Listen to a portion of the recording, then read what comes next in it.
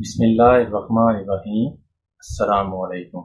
मैं हूं आपका ट्यूटर निशान अशरफ और आप देख रहे हैं हमारा यूट्यूब चैनल ट्यूटर ऑनलाइन।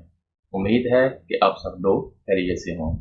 मैं ऑब्जेक्ट ओरिएंटेड प्रोग्रामिंग के कोर्स के अंदर आपको खुशामदीद कहता हूं। शुरू करते हैं आज का लेक्चर। आज के लेक्चर के अंदर मैं आपको तफसील से ये बताने वाला हूँ कि आप किसी क्लास के फंक्शन के अंदर किसी ऑब्जेक्ट का रेफरेंस किस तरह से पास कर सकते हैं। Passing an object by reference. इससे पिछले लेक्चर के अंदर हमने ऑब्जेक्ट को पास किया था बाय वैल्यूज, लेकिन इस लेक्चर के अंदर हम ऑब्जेक्ट को पास करेंगे by reference. Pass an object by reference is the same concept as pass by reference of the variable in function। Programming fundamental के अंदर जिस तरह आपने एक फंक्शन को वेरिएबल का रेफरेंस पास किया था, बिल्कुल उसी कंसेप्ट के साथ ही ऑब्जेक्ट ओरिएंटेड प्रोग्रामिंग के अंदर क्लासेस के अंदर फंक्शन को क्लास के ऑब्जेक्ट का रेफरेंस पास करते हैं। डिफरेंस ये है कि यहाँ पे एक ऑब्जेक्ट के अंदर एक से ज्यादा वेरिएबल्स होते हैं, तो आप एक रेफरेंस के साथ मल्टीपल वेरिएबल्स को एक्सेस कर सकते हैं। In pass by reference a reference is send instead of values. Pass by reference के अंदर रेफरेंस भेजा जाता है, वैल्यूज नहीं भेजी जाती। लास्ट एग्जांपल के अंदर हमने देखा था कि जब हमने ऑब्जेक्ट के रेफरेंस को पास किया पास बाय वैल्यूज के साथ, तो ऑब्जेक्ट के अंदर जितने वेरिएबल मौजूद थे उन तमाम की तमाम वैल्यूज को भेजा गया था। तो अगर आपके पास वेरिएबल्स बहुत ज्यादा हैं और उनके अंदर डाटा भी बहुत ज्यादा है, तो मेमोरी कंज्यूम होती है। बहुत ज्यादा नेटवर्क के ऊपर अगर आप भेजते हैं तो बैंडविड्थ कंज्यूम होती है, टाइम ज्यादा लगता है। उस टाइम को, मेमोरी को और बैंडविड्थ को रिड्यूस करने के लिए और क्विकली सारी चीजें परफॉर्म करने के लिए हम वैल्यूज की बजाय रेफरेंस को यूज करते हैं। Reference means physical address in the memory, और मेमोरी से मुराद रैम। रैम के अंदर जो फिजिकल एड्रेस होता है वेरिएबल का या ऑब्जेक्ट का, वो रेफरेंस भिजवाया जाता है। In pass by reference the original value is used through reference of the variable or object. Pass by reference के अंदर डुप्लीकेट वैल्यू नहीं होती, बल्कि ओरिजिनल वैल्यू को ही एक्सेस करके यूज किया जाता है। जबकि पास बाय वैल्यू के अंदर डुप्लीकेट वैल्यू आती है, ओरिजिनल वैल्यू वहां पे ही मौजूद रहती है। और अगर डुप्लीकेट वैल्यू के ऊपर कोई मैनिपुलेशन होती है तो वो ओरिजिनल के ऊपर फर्क नहीं पड़ता उसका। We can access value in memory through name और रेफरेंस। मेमोरी के अंदर कोई भी ऑब्जेक्ट या वेरिएबल हो, उसको हम उसके नेम के साथ भी एक्सेस कर सकते हैं और उसके रेफरेंस के साथ भी एक्सेस कर सकते हैं। If any changes then it does effect on the original value। Pass by reference के अंदर ओरिजिनल वैल्यू यूज हो रही होती है, और अगर कोई उसके ऊपर चेंज आएगी तो वो ओरिजिनल वैल्यू को ही चेंज कर देगा। जबकि पास बाय वैल्यू के अंदर ओरिजिनल वैल्यू एक वेरिएबल के अंदर या एक ऑब्जेक्ट के अंदर होती है, उसकी कॉपी दूसरे वेरिएबल या दूसरे ऑब्जेक्ट के अंदर होती है। In pass by reference extra memory does not consume. Pass by reference के अंदर एक्स्ट्रा मेमोरी कंज्यूम नहीं होती, क्योंकि इसमें ओरिजिनल वैल्यू को ही यूज किया जाता है। डुप्लीकेट वैल्यू के लिए ऑब्जेक्ट की जरूरत नहीं पड़ती, हम ओरिजिनल वैल्यू को ही यूज कर रहे होते हैं, तो लिहाजा मेमोरी हमारी ज्यादा कंज्यूम नहीं होती। एग्जाम्पल की बात करते हैं। एक छोटी सी एग्जाम्पल के साथ चीज को समझने की कोशिश करेंगे। Write a program to pass a reference of the object in a function and access the values through its reference। हम एक छोटा सा प्रोग्राम लिखेंगे जिसमें हम ऑब्जेक्ट के रेफरेंस को पास करेंगे फंक्शन के अंदर, और उस रेफरेंस को यूज करते हुए उसके अंदर जितने भी वेरिएबल्स होंगे उनको एक्सेस करेंगे, उनके ऊपर अरिथमेटिक ऑपरेशन परफॉर्म करेंगे और उनकी वैल्यूज को चेक करेंगे। फंक्शन कॉल करने से पहले उनकी वैल्यूज क्या थी और फंक्शन कॉल होने के बाद उनके ऊपर जो चेंज आई है वो क्या हुई है। ये सारी की सारी चीजें एक छोटे से प्रोग्राम के अंदर चेक करते हैं और कंसेप्ट को समझने की कोशिश करते हैं। ये हम डेव C++ के कंपाइलर के अंदर मौजूद हैं। कोड मेरे सामने लिखा हुआ है। मैं इसको लाइन बाय लाइन एक्सप्लेन करूंगा, इसको ड्राई रन करूंगा और आखिर पे इसको कंपाइल और रन करूंगा। क्लास के कीवर्ड के साथ माई क्लास को डिफाइन किया, क्लास को स्टार्ट किया, पब्लिकली 3 इंटीजर वेरिएबल डिक्लेयर करवाए, ए, बी और रेस्ट। उसके बाद एक डिफॉल्ट कंस्ट्रक्टर बनाया, डिफॉल्ट कंस्ट्रक्टर के अंदर ए को इनिशियलाइज कर दी वैल्यू 0, बी को इनिशियलाइज कर दी वैल्यू 0 और रेस्ट को भी 0 वैल्यू इनिशियलाइज कर दी। कंस्ट्रक्टर को क्लोज किया। उसके बाद एक फंक्शन के प्रोटोटाइप को यहाँ पे मेंशन किया। ये फंक्शन प्रोटोटाइप है जिसमें फंक्शन की रिटर्न टाइप वाइड है, फंक्शन का नेम माईफन है और इसके अंदर एक पैरामीटर ऑब्जेक्ट का रेफरेंस पास कर दिया, लास्ट के ऊपर सेमीकोलन। ये फंक्शन ये बता रहा है कि इस फंक्शन के अंदर एक पैरामीटर पास होगा जो ऑब्जेक्ट का रेफरेंस होगा। क्लास को क्लोज कर दिया। उसके बाद हिंट मेन को स्टार्ट किया। मेन के अंदर क्लास का एक ऑब्जेक्ट क्रिएट किया सी के साथ ए को वैल्यू असाइन की 10, सी के साथ बी को वैल्यू असाइन की 20, सी आउट मैसेज डिस्प्ले किया before function call, cout किया न्यू लाइन के ऊपर C dot A is equal to किसके अंदर है, सी डॉट ए के अंदर, और endl cout C dot B is equal to किसके अंदर वैल्यू पड़ी हुई है, C dot B endl cout C dot rest is equal to किसके अंदर है, C dot race endl C dot माई फंड फंक्शन कॉल हुआ, उसके अंदर सी का रेफरेंस पास होगा।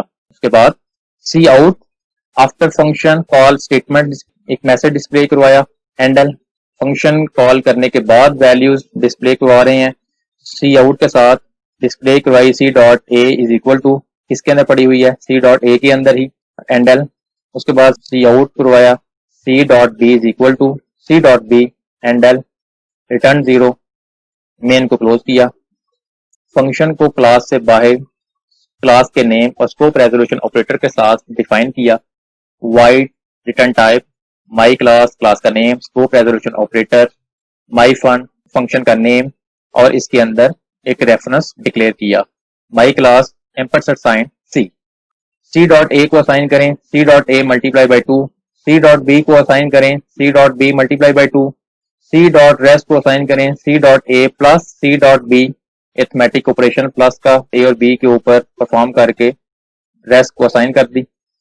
सी आउट स्क्रीन के ऊपर मैसेज डिस्प्ले किया with in function endl cout C dot A is equal to C dot A, cout किया C dot B is equal to C dot B endl और cout किया result is equal to C dot race endl और function को close कर दिया। अब मैं इसको ड्राई रन करता हूं। ये प्रोग्राम यहां से स्टार्ट होगा। पहली स्टेटमेंट के साथ मेमोरी के अंदर एक ऑब्जेक्ट क्रिएट होगा सी, उसके अंदर 3 वेरिएबल हैं ए, बी और रेस। इसका कोई ना कोई मेमोरी के अंदर एड्रेस भी होगा। Let's suppose 0x123। जैसे ही ऑब्जेक्ट क्रिएट होगा साथ ही कंस्ट्रक्टर भी कॉल हो जाएगा। कंस्ट्रक्टर इनको वैल्यू असाइन कर देगा 0 0 और रेस्ट को भी 0, तीनों को 0 इनिशियलाइज कर दी वैल्यू। उसके बाद सी डॉट ए को असाइन करें 10, सी डॉट ए के अंदर इस वक्त 0 पड़ा हुआ है, इसके ऊपर 10 ओवरराइट हो जाएगी वैल्यू। सी डॉट बी को असाइन करें 20, सी डॉट बी के अंदर वैल्यू 0 पड़ी हुई है, ओवरराइट हो जाएगी वैल्यू 20 इसके ऊपर। Cout before function call screen के ऊपर मैसेज आ जाएगा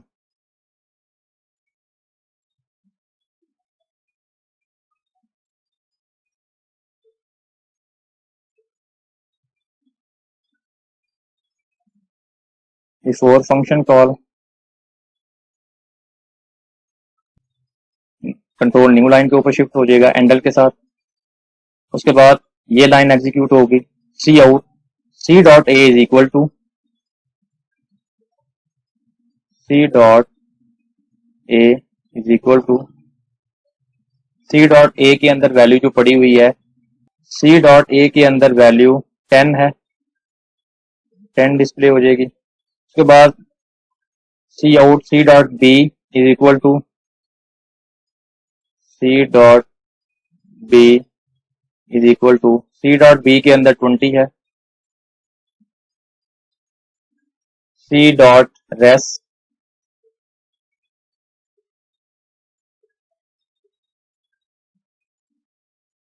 इस वक्त 0 है, C dot my fun function call होगी, उसके अंदर पास करेंगे सी का रेफरेंस 0x123 इसको पास होगा।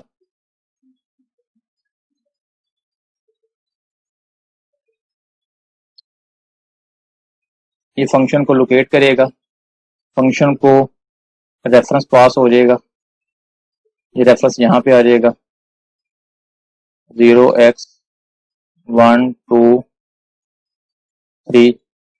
इस रेफरेंस को यूज करते हुए हम वेरिएबल को एक्सेस कर सकते हैं।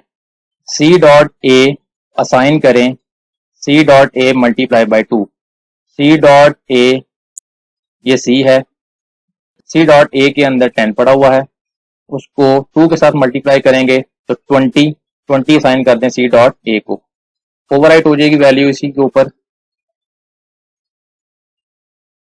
सी डॉट बी को असाइन करें C dot B multiply by 2, C dot B के अंदर 20 पड़ा हुआ है, 2 के साथ मल्टीप्लाई होगा तो 40 हो जाएगा, 40 इसके ऊपर ओवरराइट हो जाएगा, ओरिजिनल वैल्यू के ऊपर ही ओवरराइट होगी।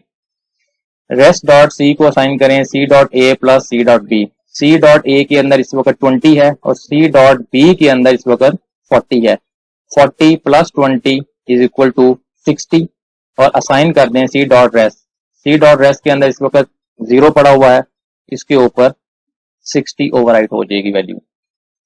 सी आउट करें विद इन फंक्शन,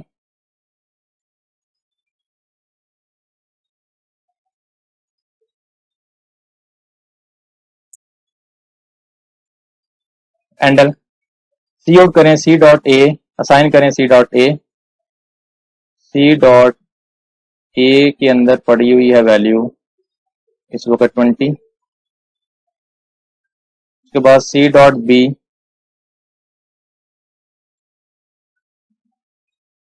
40,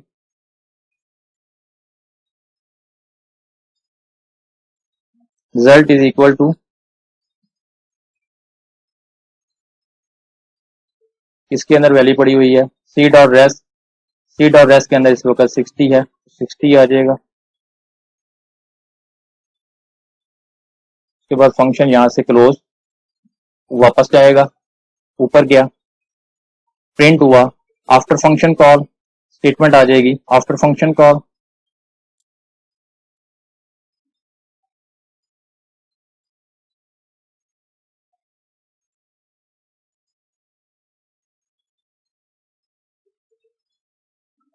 उसके बाद C dot A is equal to C dot A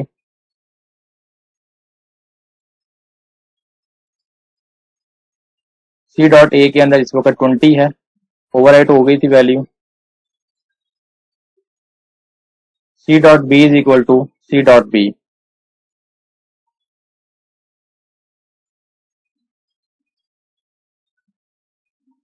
C dot B के अंदर इस वक्त 40 है,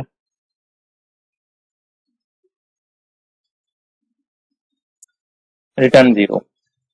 अब मैं इसको कंपाइल और रन करता हूं। कंपाइल और रन करने के लिए कंपाइल और रन के बटन के ऊपर क्लिक किया, before function call C dot A is equal to 10, C dot A is equal to 10, C dot B is equal to 20। Function call करने से पहले जो वैल्यू इनको असाइन की थी ये वो वैल्यूज हैं। C dot rest equal to 0, constructor ने 0 असाइन कर दिया था, ये वो वैल्यू है। With in function C dot A is equal to 20 within function C dot A is equal to 20, C dot B is equal to 40। हमने जब 10 को 2 के साथ मल्टीप्लाई किया था और 20 को 2 के साथ मल्टीप्लाई किया था, ये वो वैल्यू साथ ही हमने प्रिंट करवाई थी। रिजल्ट के अंदर 60 पड़ा हुआ है, रिजल्ट के अंदर 60 प्रिंट हुआ।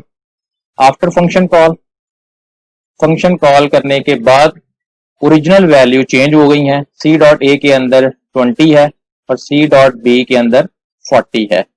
प्रेस एनी की टू कंटिन्यू। जब हमने ऑब्जेक्ट के रेफरेंस को पास किया और उस रेफरेंस के थ्रू ऑब्जेक्ट के वेरिएबल को एक्सेस किया तो ओरिजिनल वैल्यू को एक्सेस किया, ऑपरेशन के बाद कोई चेंज आएगी तो ओरिजिनल वैल्यू के अंदर ही चेंज आ जाएगी और इसमें एक्स्ट्रा मेमोरी की जरूरत नहीं पड़ी। आपने देखा कॉल बाय रेफरेंस के साथ ऑब्जेक्ट के रेफरेंस को किस तरह एग्जीक्यूट किया जाता है। अगर आपका कोई क्वेश्चन हो तो कमेंट सेक्शन के अंदर आप पूछ सकते हैं। अगर आपको हमारी ये वीडियो पसंद आई हो तो इसको लाइक करें, शेयर करें, कमेंट सेक्शन में अपनी राय का इजहार करें और अगर अभी तक आपने हमारे चैनल को सब्सक्राइब नहीं किया तो सब्सक्राइब के बटन पर क्लिक करके साथ घंटी के निशान को दबा दें ताकि हमारी आने वाली हर वीडियो का आपको फौरन पता चल जाए। अपना बहुत सारा ख्याल रखिएगा। अल्लाह हाफिज।